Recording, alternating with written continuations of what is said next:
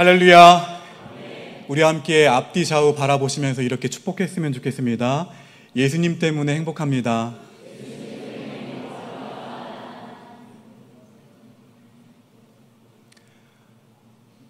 하나님은 다윗을 다시 광야로 인도하셔서 광야길을 걷게 하셨습니다. 심지어 자녀가 죽고 아들이 반란을 일으켜서 다윗은 맨발로 울면서 광야길로 들어가야 했습니다.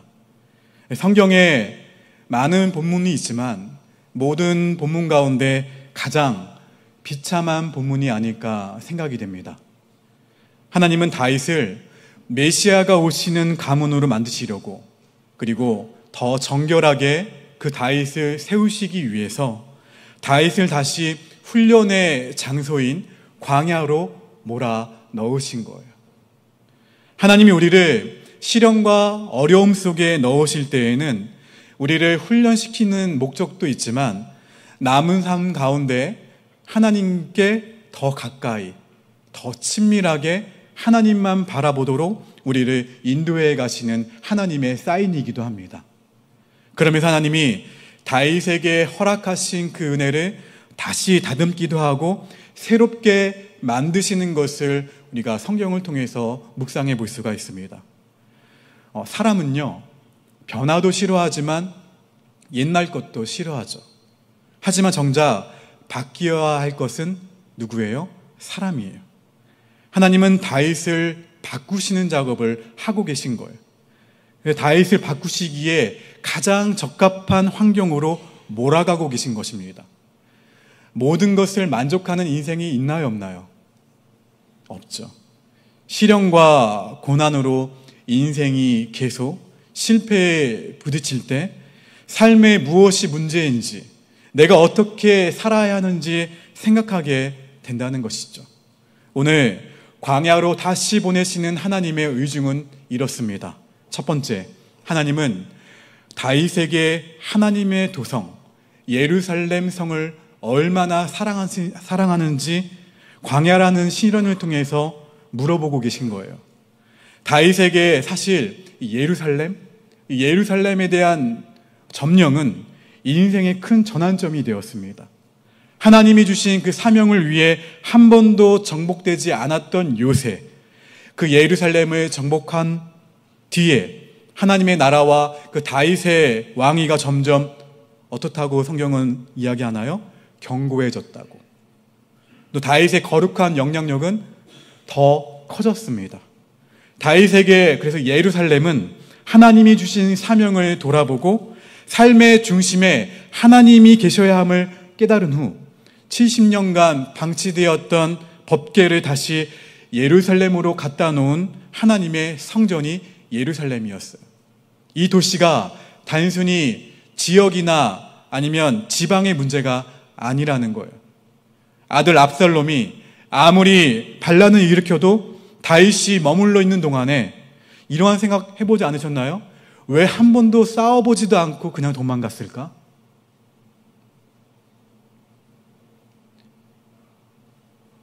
훈련된 군사들이 다윗의 곁에 있었어요. 예루살렘을 지키고 있었다고요. 이 성을 지키는 일이 그리 어려운 일이 아니었다는 거예요. 그럼에도 쉽게 다윗은 포기합니다. 포기하고 떠날 수밖에 없었던 다윗의 마음은 어땠을까요? 다윗이 마음만 먹으면 물론 큰 피해가 있었겠지만 얼마든지 지킬 수 있는 이 예루살렘 성을 왜 포기했을까요? 왜 포기하고 광야로 나아갔을까요? 다윗은 하나님의 거룩한 도시를 아들과 그 아버지의 전쟁터로 만들고 싶지 않았던 거예요. 그래서 이 예루살렘을, 이 성을 두고 피난 간 거예요. 하나님이 통치하시고 하나님이 역사하시는 이 성을 얼마나 사랑하는지를 하나님이 다윗의 삶을 통해서 바라보기를 원하셨던 거예요. 내가 살겠다고. 하나님의 도성을 무너뜨리지 않는 다윗의 귀한 마음. 다윗은 진정 하나님의 도성, 이 예루살렘을 사랑하는 마음을 가지고 있었습니다. 여러분, 바로 이것이 저와 여러분이 다시 회복해야 될 그 마음이에요.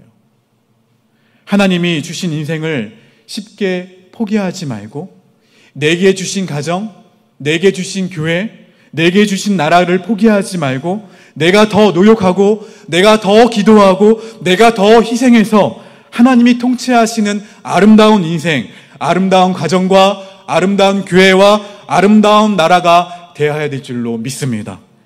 사랑하는 성도 여러분, 여러분 자신을 귀하게 여기시길 바랍니다. 한번 나의 가슴에 한번 손을 한번 얹어 보실까요? 이웃을 사랑하라는 말은 참 많이 듣고 그리고 열방을 사랑하는 말은 참 많이 듣지만 나를 사랑하는 말은 많이 듣지 못하잖아요. 근데 나를 사랑하셔야 돼요. 왜요? 왜일까요? 나는 누구예요? 누구예요? 예수님이 피로 값주고 사셔서 구원하신 귀한 존재예요. 여러분 자신을 귀하게 사랑하시기를 바랍니다. 성경에는 우리의 가치가 나와요. 가치. 뭐라고 말씀하십니까? 너는 존귀한 자라.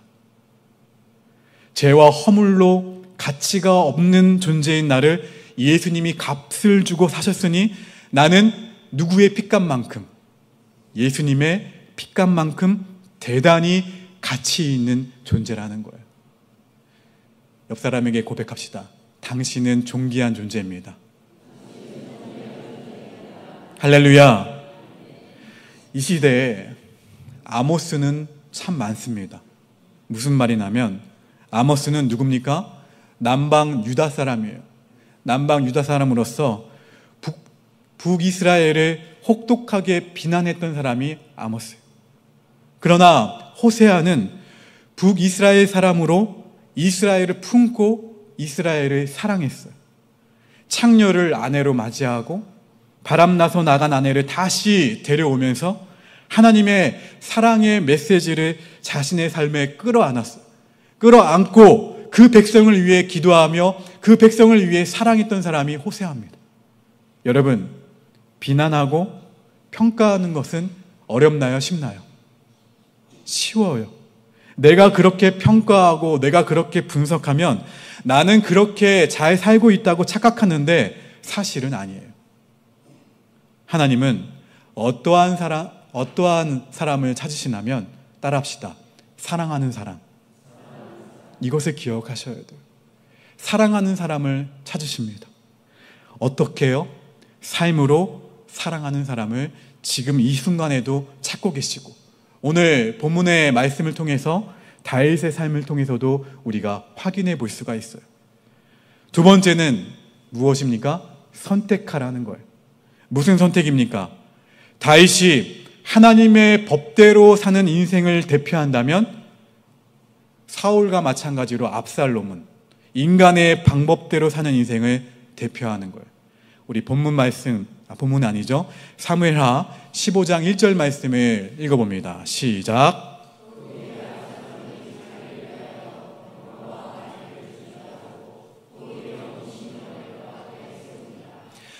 하나님이 다윗에게 분명히 뭐라고 말씀하셨냐면 말과 호위병을 많이 두지 말라 말씀하셨어요. 다윗은 그렇게 하지 않았습니다. 왜냐하면 하나님만 높여야 되니까. 그런데 압살롬은 사람들을 재판해 줄 때 하나님의 말씀이 아니라 사람의 마음에 맞게 재판하면서 살갑게 대했어요. 목적이 있어서 그렇게 한 거예요. 이스라엘 백성은 하나님의 말씀대로 하나님의 방법대로 사는 것이 좀 귀찮아요. 그리고 불편해요. 그것이 그렇게 살아가는 것이 고통스러워서 압살롬의 조금 편하게 살자 그 이야기에 다 넘어간 거예요. 하나님은 압살롬과 다윗을 통해서 우리에게 무엇을 선택하며 살지 묻고 계십니다.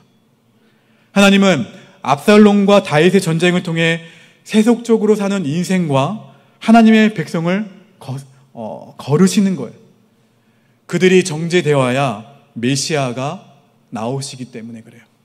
느헤미야가 성을 지어놓고 백성이 그쪽 사람들과 섞어 살면서 자식을 낳으면 다 돌려보냈어요.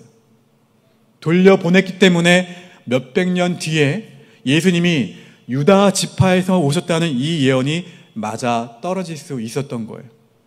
우리는 세속적인 것에 물들어 세상의 지식과 지혜를 가지고 편하게 살아가는 것이 아니라 세상 사람들이 보기에 미련해 보여도 십자가의 도, 하나님의 말씀을 붙잡고 살아가야 될 줄로 믿습니다. 다시 한번 내 삶 가운데 하나님은 나에게 물으세요. 믿음으로 살겠니? 아니면 너의 마음대로 살겠니?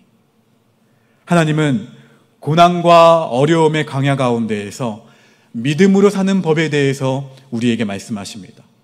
다윗은 광야길을 나그네 길이라고 표현했어요.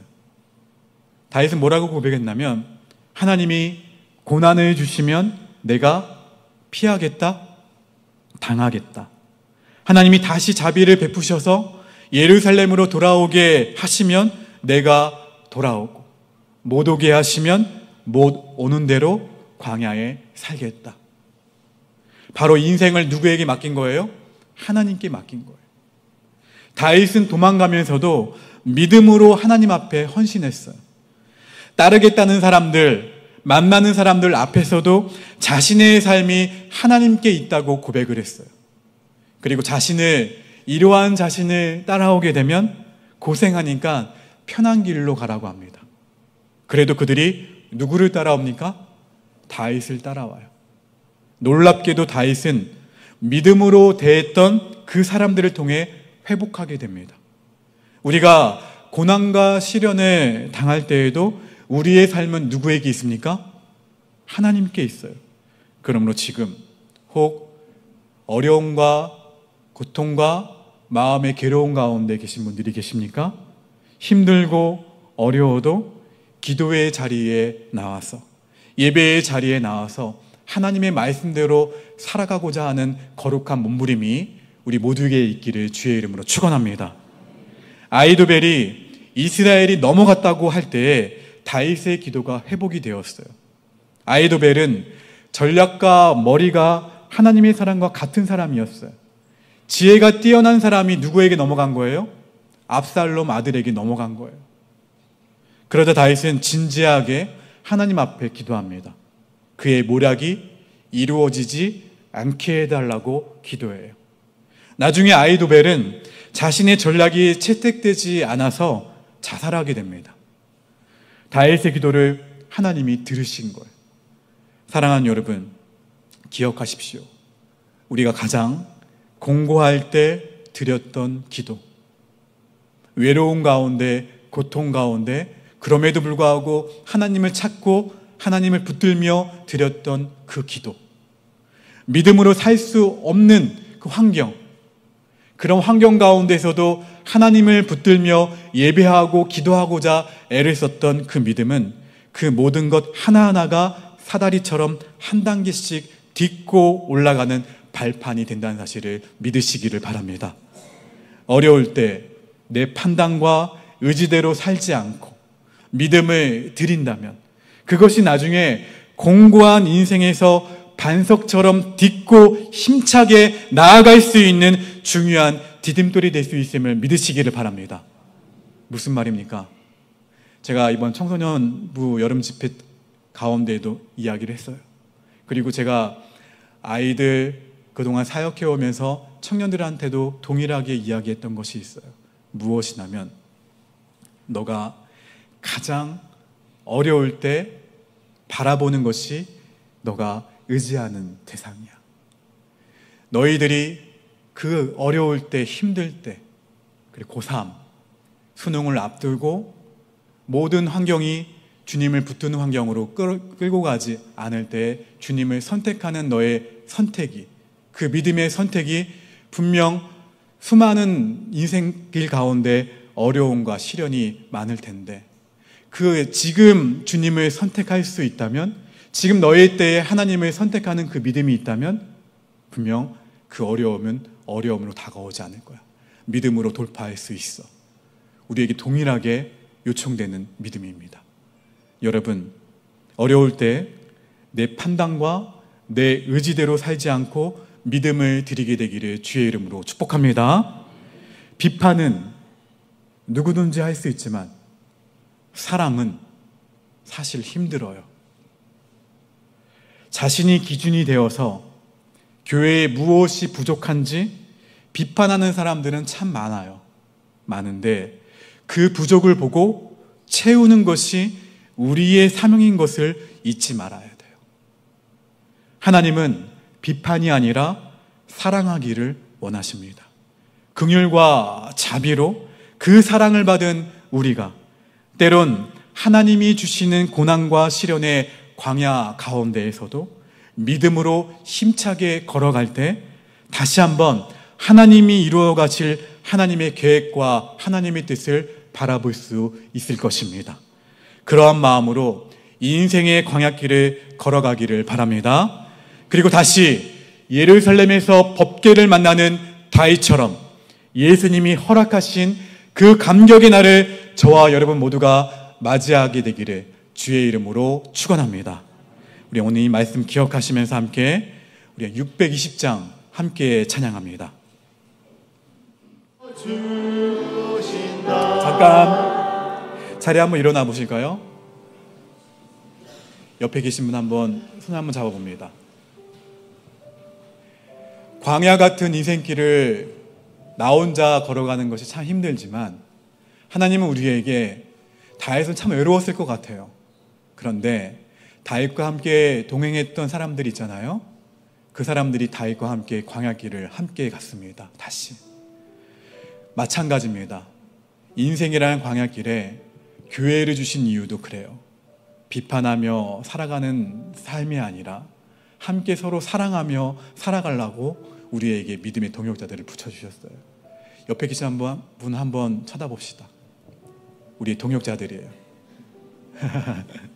우리 이분들 함께 마주 잡은 손 놓지 마시고 여기에 모인 우리가 어떠한 사람인지 오늘 말씀을 기억하시면서 3절 고백할 때에 이 3절의 고백이 우리의 평생의 고백이 되기를 축복합니다. 함께 고백합니다. 여기에 모인 우리 여기에 연약한 부위에 손을 얹겠습니다. 육신이 어려운 분들은 육신의 연약함에 손을 얹으시고 마음이 괴로운 분들은 마음에 손을 한번 얹어보십시오. 두 눈을 감겠습니다. 하나님, 사랑하는 우복교회 성도들을 나사렛 예수 그리스도의 이름으로 한 주간 삶으로 파송합니다. 육신의 어려움으로 마음의 괴로움으로 힘들어하는 이들이 있다면 인생의 광야길 때문에 어려워하고 힘겨워하는 이들이 있다면 그 광야길이 오히려 예수님을 깊이 만남으로 인해 축복된 만남의 장소가 되도록 인도하여 주시옵소서. 주님, 이 시간 간절히 기도합니다. 육신의 연약함과 마음의 괴로움이 예수 그리스도의 이름으로 치유되기를, 회복되어지기를 간절히 기도합니다. 주 나사렛 예수 그리스도의 이름으로 명하노니 나를 괴롭히는 모든 병마와 나를 고통스럽게 하는 나의 마음의 괴로움들은 예수님의 이름으로 다 치유될지어다. 주님, 그 주님을 믿음으로 내가 푸른 초장이든 광야든 그 어떤 상황과 느끼는 감정과 상관없이 환경이 중요한 것이 아니라 예수님이 나와 동행하신다는 것이, 그곳이 우리에게 형통함인 것을 고백하오니 아버지 하나님, 우리 믿음의 권속들 한 주간의 삶, 때로는 초목일 수도 있지만 때로는 광야길 가운데 놓여있다 할지라도 예수님이 나와 늘 동행하신다는 사실을 잊지 않고 다윗처럼 믿음으로 승리할 수 있는 우리 모두가 되도록 인도하여 주시옵소서. 여호와는 내게 복을 주시고 너를 지키시기를 원하며 여호와는 그의 얼굴을 내게 비추사 은혜 베푸시기를 원하며 여호와는 그 얼굴을 내게로 향하여 드사 평강 주시기를 원하노라. 지금은 우리 구주 예수 그리스도의 은혜와 하나님 아버지의 그 크신 사랑하심과 성령님의 늘 동행하시는 역사하심이 죄에서 구원하시는 우리 구주 예수님의 은혜와 날마다 승리를 주시는 하나님 아버지의 사랑하심과 예수를 주라 고백하게 하시고 믿음으로 살게 하시는 성령의 인도하심과 역사하심이 오늘 말씀을 듣고 주신 말씀대로 살아가기로 결단하는 사랑하는 옥복교회 교우들과 그리고 교회를 방문한 믿음의 성도들 머리 위에 이 나라와 민족과 열방 위에 기도를 품고 있는 275명의 태신자와 병원 중에 신음하는 환우들 머리 위에 그리고 오늘 등록한 새가족 위에 그리고 함께 열심히 우리와 함께 신앙생활하는 우리 새가족들 머리 위에 지금부터 영원토록 함께하옵시기를 간절히 축원하옵나이다. 아멘.